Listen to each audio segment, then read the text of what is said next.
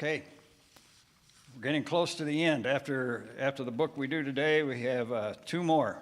Zechariah, all right, we'll be following next. And who's got Zechariah? Do you have Zechariah? Oh, Jay. Jay's got 14 chapters next week. Zechariah followed by Malachi. But today, okay, when I took an Old Testament survey class in a seminary, I remember the first thing my professor said about this particular book is it's not Haggai, it's Haggai, okay? All right, so you'll hear me pronounce it today, Haggai, not Haggai, but most of us probably grew up calling it Haggai, didn't we? Right. I don't know how that extra I got in there, but somehow or other it seems to make it easier to do. All right, so the book of Haggai, fortunately, only 2 chapters long. And this is a very interesting book in a couple of ways. There's basically, the book is organized around 4 prophetic oracles. All right, so there's 4 of them. You see that in the outline section there on the handout. And what else is interesting is that basically we can precisely date when these oracles were delivered. So you see a date assigned to each one of them there. Now I have a confession here. I've never sat down and tried to reconcile Babylonian calendars and Jewish calendars and Julian calendars and Gregorian calendars and done all of the pencil and paperwork, or there's probably a computer that helps you do this now, or a computer program. So I'm relying on somebody else. Thank goodness for Walvard and Zuck's 1-volume commentary on the Old Testament. Charles knows what I'm talking about, at least.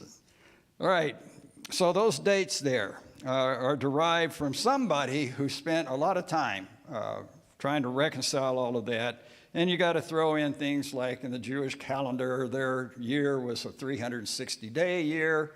And how long is our year now? 365 days. And so they didn't have one leap day. They had multiple leap days to compensate for that.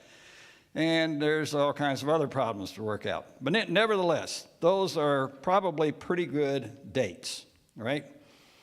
So the author, Haggai, he identifies himself as a prophet.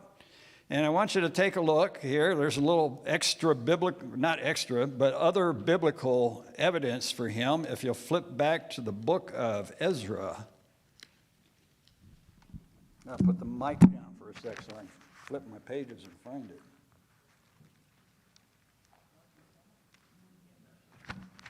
Okay, so Ezra chapter 5. Verse 1 and chapter 6, verse 14.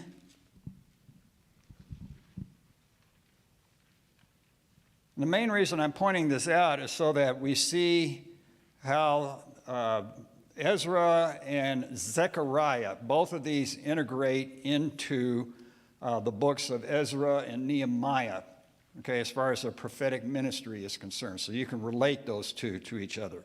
So in Ezra chapter 5, verse 1, when the prophets Haggai, when the prophets Haggai the prophet and Zechariah the son of Iddo prophesied to the Jews who were in Judah and Jerusalem in the name of the God of Israel, who was over them, then Zerubbabel, who's also going to be mentioned in Haggai, the son of Shealtiel, and Jeshua, the son of Jozadak, arose and began to rebuild the house of God, which is in Jerusalem, and the prophets of God were with them, supporting them, okay?